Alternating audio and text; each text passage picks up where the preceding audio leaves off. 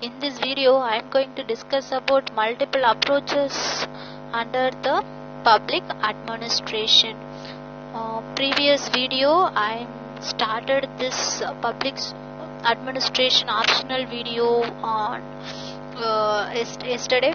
So let's know if anyone is not watching, go and watch it first. Then only you can understand what is meant by public administration, what are the roles and significance, etc., and how the public administration is different from the private administration. All important points are I discussed previously. So now the next topic is in second video. It's approaches to the study of public administration. Here multiple approaches used in the public administration I am going to discuss here. So public administration is a generalized human activity. It's concerned with the ordering of the man and the material and required to achieve their collective social ends. So it means there is no need of means, it's only focus on end. Okay, so it has drawn widely from the various social sciences, and since its birth the study of the public administration has been grown in different directions, and today it involves the complex concerns and the functions. There have been numerous attempts by different scholars to explain the different aspects of the public administration. So explain the different aspects of the public administration. So the result is that the public administration is nothing but the relatively distinctive approaches that grow of different perspectives. So the approaches is based on the different perspective of the persons. So it shapes its structures and the functions, and this approach, each and every approach gives a particular point of view. So the name itself, it can justifies the approaches and the perspective of that particular approach, and they have one particular points, okay, of the administrative activity. These different approaches are best regarded as a way is in which that the approach is study of the public administration. So public administration having their own study type of approach. So study type of approaches that is going to discussed in one by one. So there are the number of approaches are to the study of public administration. We will discuss certain important approaches like institutional approaches as first. So institutional approach is nothing but they taken the whole system as an instrument. Okay, institution. Here the perhaps the earliest approach to the public administration may be designated as the institutional approaches. So this approaches is largely based on the legal rights, obligations, etc. of the government. So the institutional approach is only focused on the legal rights and the obligation of the government. It tends to emphasize the formal relation. So institution is having formal relation. So the relationships and separation of the powers among the three branches of the government. So we discussed yesterday about the three branches of the government like executive, judiciary and legislature. Here also the same three branches of the government, they have the separation of the powers as well as the formal relationship. The policy and the administration are often separated, and with the assumption that the role of the administration is almost entirely confined to merely carrying out the policies designed by the political arms of the government. It means the political arms of the government, they are going to design the policies, and the generalizations of this approach were often based upon the formal analysis of the organizational structure and constitutional delegations of the authorities, responsibilities of the three branches of the government. It means the government as a whole, its access institution, they have their own rights and obligations under they are using the organizational structure as well as constitutional delegations towards their authority as well as the responsibility. Here the major emphasis of these approaches is upon the normative questions. So they are normative questions of responsibility, and the focus upon the ways and means of the keeping the public administration responsible to the elected branches of the government to the average citizens. Here you should note three things. One is it is kind of the formal relationship. They are following the legal rights and the obligations. And third, they are focusing the ways and means of keeping the public administration responsible towards the citizens of the country. Okay, so it means the public branches like legislative, executives and judiciary, they have the responsibility towards the people. So that is why the institutional approach is followed. And if you consider second, structural approach, so this approach was much influenced by the scientific management. So the success of the American corporations that tends to focus upon the organizational structure and personal management. So personal is nothing but it's not an individual, it's an organizational management. So here the first 2 points say about that the structural approach is based on the scientific management, and second, it's due to that success of American corporations, we are focusing on the approach in the perspective of structure. So the structure of the organization as well as the personal management, and the supporters of these approaches is concentrate on their attentions on the study of the formal administrative structure. Here also it is formal, institutional also formal. So you have to note it. And their functions and the limitations imposed on their activities. So they also have their limitations and the functions to be limited, and they have the certain imposition of the restrictions towards their functions. They treat public administration as non-political and purely technical organization. This institutional approach, the political parties, they are going to design their policies according to that of the institution. Here in the structural approach there is no political intervention. So this is non-political concept as well as it's purely technical organization. So based on the certain scientific principles, and they believe that public administration has nothing to do with the politics and policy making. So public administration cannot do anything between that politics and the policy making. So the scientific thinking of the people is increased due to this approach, and its main function is to carry out the politically determine the policies effectively and efficiently. So they hold the view that the task of and the organization are predetermined, and employees have to adjust themselves to take the task assigned to them. And to some extent the role of the individuals and so-called informal organizations was neglected. So informal organization was neglected. So this approach has sometimes been criticized for not relating to the public administration. So it is the political environment, it doesn't have that political environment. There is separation between the politics as well as that administration. So not emphasizes adequately in the fact of the organization are composed of the human beings, and when decisions are made, they are in the last analysis and made by the individuals. So thus this approach is sometimes known as the organization without people approach. They are not going to take that the people having their sense and they are working towards the organization, but they are only thinking about that organization structure. That's why this approach is also called as which approach? Structural approach is also called as the organization without people approach. So organization without people approach is good or bad for the society? It's obviously bad for the society. Okay, and let's move on to third important approach, that is behavioral approach. So the behavioral approach is a study of the public administration focus on the actual behavior of the individuals and the groups in the real organization. Here we should know about that the individuals and the groups, these are called as the people. So this behavioral approach is focused on the people. So it is controversy towards the structural behavioral approach. Okay, and this approach is argues that one cannot understand the actual functioning of the organization without understanding the people. This approach is mostly focused on, if you know the people, then you know the organization.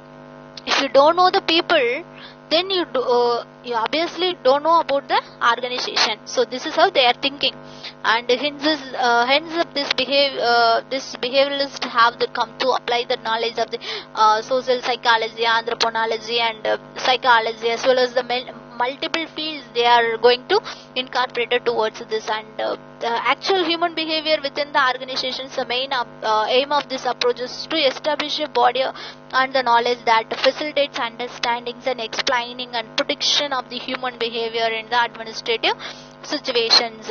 So in contrast to this approach, the behavioral approach tends to focus on that of quite strongly on the methodological problem. So it is based on the methodological problem and the use of the survey analysis to determine the organizational realities, and in concern with that, the human aspects of the administrations and the decision making, it attempts to build the descriptive and analytical generalizations. Very important. It's going to take the decision making for the methodological problems in the sense of a descriptive and analytical means. So about the organizations and the administrations, on one of its normative assumptions is that it is possible to build an administrative science through careful research and organization. So the behavior of those who work in them, and Herbert Simon and Robert Dahl, and have been among the pioneers of this approach. So they are given the two important person in here. The Herbert Simon approach is very important. So we are going to discuss this kind of theorist in upcoming videos. Okay, so Herbert Simon, who is related to behavioral approach, when we study the topic under the specific person, then you can understand it very well. So before that, we should know about it. The behavioral approaches is based on the behavioral sense of that particular person, and then if you know the person, then only you can understand the organization. And this approach is mostly having the strong methodological problems, at the same time the problems to be solved in the kind of descriptive and analytical generalizations. Okay, so the decisions to be taken from that perspective, and the famous person is Herbert Simon and Robert Dahl. Okay, and if you move on to say about that, the system approach, this is the fourth type. So fourth type is very important. So in general, the system theory means that the administration is seen to be that interrelated and interdependent parts and forces. The administrative systems receives inputs. System here is, you should know about two things. One is input, another one is the output. So the input is whatever forces or parts are we are going to given to them, so in the form of the demands from the people, and converts into that outputs which takes the form of the goods and services. So input in the form of the demand from people. So you have to consider from the economic point of view, the input is in the sense of the demand from the people, and in the output it's in the form of the goods and services. So the system theory its originates to the biologist Ludwig and von Bartholomä. So they are using this approach, but anyhow we should know about it, the Talcott Parson. So the very famous person in sociology, Talcott Parson, who applied this concept. Okay, so Talcott Parson he applied this concept like system approach in the study of the social structures, and the political scientist, and like David Esten's also used this method, as well as this political science, and contributed the most of the literatures on the empirical political theory. So the system approaches is now being widely used in the organizational analysis. So the system approaches is first it's used in the political theory, currently it is used in the organizational analysis. Okay, so the systems approaches has proved to be very useful to that for the conceptualizations of the organizations and its internal and external relationships. So the system approach facilitates the informations and exchanges between the parts of the systems, and it is very relevant to the study of complex public organizations that have huge diversified structure. So it means the public organization, complex public organization having the diverse structure. So that is one kind of drawback here, because if the system is small, then you can easily analyze it and you can study it easily. But if you have that complex public organization, then it's a diversified huge size of the structures to be formed.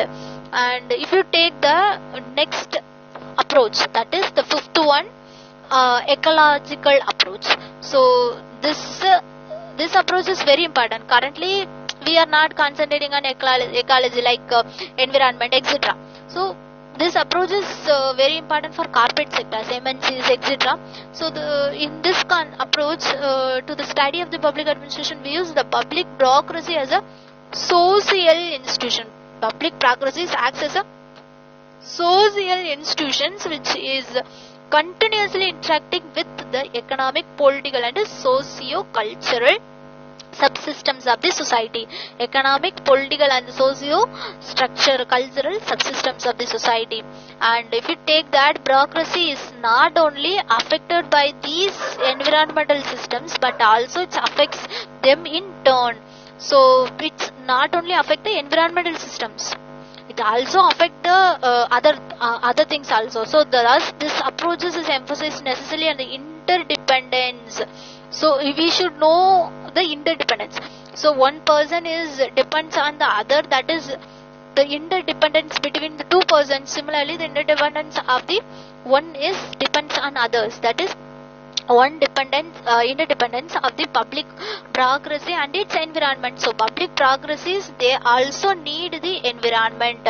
And if you consider the famous person is W. Ricks. So Fred W. Ricks is a strong advocate of this approach. So we discussed previously, Simon, he has the approach towards the behavioral approaches. Similarly, the ecological approaches is under the control of Fred W. Ricks. So Ricks concept is very important. Current scenario, the Ricks concept is very important, and it is also having to affect the shape in the society, economy, cultural and political and environment. So the 5 aspects in the society to be covered. So social, economic and cultural and political environments. Therefore, he emphasizes that the fact that in order to understand better the real nature and operations, the behavior of the particular administrative systems, one should identify and understand deeply the various environmental factors. They should identify that various environmental factors influencing its ecological approaches that determines that the administrative systems operates in practice. Thus it is useful to understand the administrative realities. So if you want to realize that the current scenario of the society, then the ecological approach is very important. Otherwise it's very crucial. And let's move on to next approach, that is the comparative approach. So comparative approach is somewhat in the sixth type, right? So this approach is in the public administration seeks to compare the administrative structures of the different nations. So they are taking the other nations and they are going to compare it with the different cultural settings, and the comparative administrative groups has defined it as the public administration applied to diverse cultures and the national settings as well as body of the factual data, etc. So it's mostly focused on the different nature, different national culture and some available data, and they compare it and they give the better solution for the problems it is present in the society. So they are going to examine and tested the culture in the other country, After that, it acts as a universal element in the public administration. It's built to the public administration as a theory. So first important person is a Woodrow Wilson. So we discussed previously Woodrow Wilson. So we will discuss this kind of philosophers in the upcoming videos also. So the Woodrow Wilson was the first who stressed the need of the comparative study of the public administration. Similarly, in 1947, Robert Dahl, in his essay, he mentioned about the science of the public administration. So here the problems also emphasize the utility of the comparative public administration to develop the science of the public administration. So here the science of the public administration is not given by the Woodrow Wilson, but he emphasized that the comparative public administration is also called as a CPA. Okay, so however that the approach, the comparative approach to public administration become the very popular only after the Second World War. So after Second World War is during the period of 1939 to 1945. So after that, after 1945 only, it is emerged as a new new what new approach, because the emergence of the new nations and new nations in Asia, Africa and Latin America. So these nations were facing the challenges of the modernizations and technological development, challenges of modernization and technological development. So it was okay. So it was hoped that the science of the comparative public administration would provide the insights into the problems and yield some useful hypotheses about the administrative behavior in the general. So two important figures in this field are Fred Hardy and Fred Rickson. The comparative approaches to the public administration is not only the useful to strengthen the theory building process in public administration, but also helps to know about whether the administrative practices in the particular nation are applicable to other nations or not. So administrative practices is applicable to other nations or not, and the basis of this, the applicability of the administrative models can be judged and practiced in other political system. Here we should know about the two things. One is based on after the Second World War, there are new nations are developed like Asia, Africa, Latin America. That's why they need two conditions. One is technology, another one is a political system. So these two are needed, the comparative study of the different nations. So that's why the approach is developed. So it's mostly followed by the Woodrow Wilson as well as the Robert Dahl. And very very important specific topic for UPSC.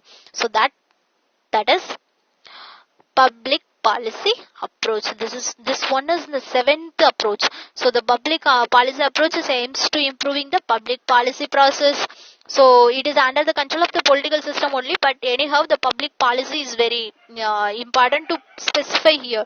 So it is a systematic and scientific study of the public policy, the main concerns of the public policies in which the understanding and improvement of the public policy making system. So the concept is of the public policies was first formulated by the Harold and Lerner under his work in the policy science in 1951 onwards. So later words of these later words of the comparative public administration. So this one is the based on the public policy approach.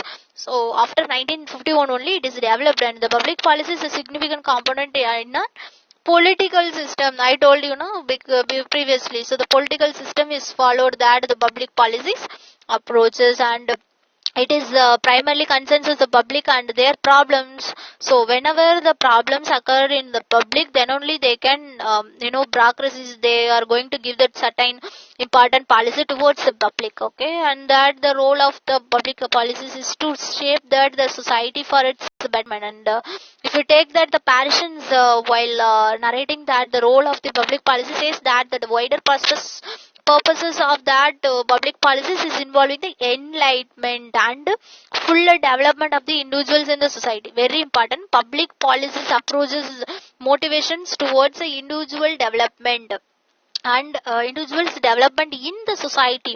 So the development of the consensus and social awareness and legitimacy rather than the simply of delivering the services. So we know that they are going to give that distribution of goods and services, etc. But anyhow, they should give the certain individual development in a particular society. That is very important. And public policies thus involves the improving the democratic and the political capacities of the people. It not simply the efficiencies and the effectiveness of the delivery of the services. This also implies that the public policies has the participatory and a democratic character. So the public policy also have that the participatory and democratic character. That is why the people to be participated in that decision making process. So the public policies has assumed that considerable importance in response to the increasing complexities of the society, as well as that the public policies helps in explaining that the causes and the consequences of the government activity. The public policies not only helps us to understand the social ills, at the same time they provide the devices and mechanisms to moving the society and the economic systems from the past to the future. So there are two kinds you have to know from this public policy. One is the societal problems, like public problems like education, health, etc. But if you take this another advantageous perspective is like it acts as a device and the mechanisms to move the society from present situation to the future. Okay, that's why it is very important approach. And next, eighth approach is very crucial, right? That is the political economic approach. So political economy approaches is consist of the name itself. It told about that political science as well as economics is closer to each other. So closer to economics in the interest of the greater theoretical concurrence and the better policies guidance, etc. So economists like Anthony Downs and Gordon Dulac have applied this interdisciplinary approaches by experimenting with the application of the economic methods to political problems. So they are going to apply these economic methods into political problems. So thus the public administrations as a branch of the political science and on its own has moved closer to the economics. So it's more political science more closer to the economics, and the political economy most commonly refers to the interdisciplinary studies and drawing upon that the economics, law and political science in explaining how the political institutions and the political environment and the economic systems influence each other. So the traditional topics here you should know about from that approaches name itself you can define the definition. Okay, so the traditional topics include that the influences of the elections and the choices of the economic policies and determinants of the electoral outcomes. Currently we are facing this kind of problems. Okay, so a political choice of the economic policies towards the politicians from the perspective of bureaucracies towards the people is different. Okay, the political business cycles and redistributives of the conflicts in the fiscal policies and the politics of the delayed reforms in developing countries and its excessive deficits, etc. So from the late 1990s onwards, it is a field that has expanded to explore such wide ranging of topics like it's changed the top wide ranges. Okay, so the by its origin it's expanding their places, the rate of change of the political institutions and the role of the culture in explaining the economic conditions, outcomes and the developments, etc. So when more are narrowly constructed, it allows such political policies as monopoly and market protection and institutional corruption and rent seeking, etc. So a more classical liberal approach which dates from the 1970s and denotes the public policies. So previously it's called as public political economic approach. Afterwards, after the classical liberal approach to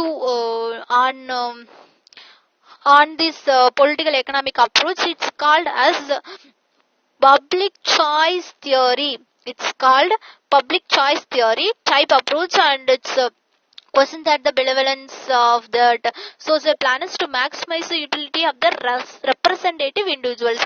It is focused on the representative individuals, that is the politicians. So the hand of the politicians, the economic condition is given to them, so that is to be handled by them, that is called as a political public policy with public choice theory. Okay, it's called public choice theory.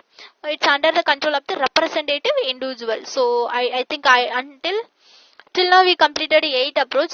It's not completed here. The economist and the public administration understand that the law, we have to know about that, the extent of the share of the common interest. It's in the efficiency and economic wise, and recognizes that we can learn much from that each other by pursuing convergence and interplay between the economic models and long-standing the insights from the public administration. Similarly, the ninth type is very important. Today I am going to complete this up to this approaches only. Tomorrow we will discuss some remaining also. So this public choice approach here. Public choice approach is a study of the public administrations is emerged early 1960s, as an early reference to this approach is found in the writings of the Vincent Ostrom. So the writings of the Winston Ostrom is developed, and the other important supporters of the public choice approach are James Purchens and Horden Dulick, William Nickesmans and William Mitchell, etc. So the public choice theory is mainly, you should know about it, one or two important person, and here the method of the study of the decisional process for the allocation of the scarce resources. You should know that the what is meant with scarce resources and plenty of resources. Scarce resources is less amount of resource. Okay, so resources like forest, land, water, etc. in the society. So it human also acts as a resources. Okay, so in India only, not in China. So it lays the emphasis on the elements of the choice with the citizens and in the role of the consumers. So citizens acts as consumers here. So it is in favor of that citizens' choices and in the preventions of the public goods and services, and advocates that this kind of approaches assumes that the individuals can make the rational decisions about this needs and demands, and individuals will act in the accordance with the self-interest in order to maximize his decisions. So self-interest to maximize his decisions. Thus the supporters of this approach demanded that the actions of the government should be consistent with the values and interests of its citizens. So Vincent Astrom's remarks, the public choice theory is the most appropriate approach to the study of the public administration.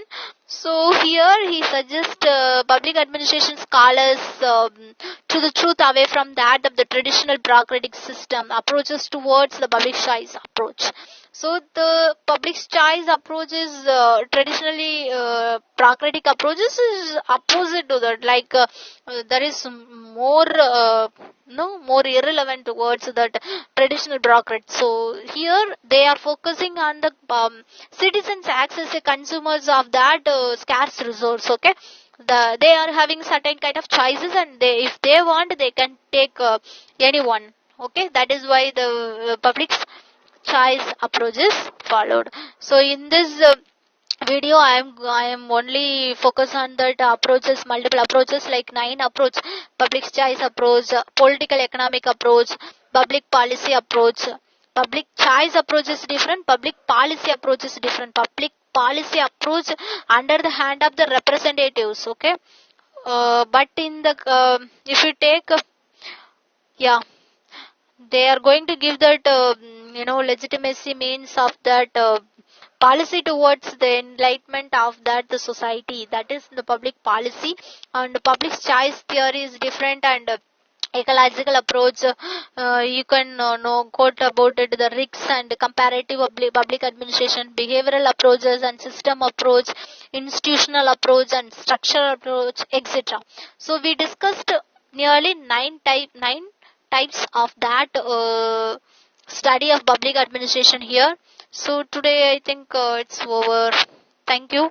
If you like my video, like it, share it and comment it, and If you need more topic, then inform me. I will arrange for that new topics also. I think I started. I'm going to complete the world history today. No, within 2 days or one day. After that, I will focus on that public administration, because public administration is more optional paper, right? So that's why. So we will discuss in upcoming video lectures. Thank you.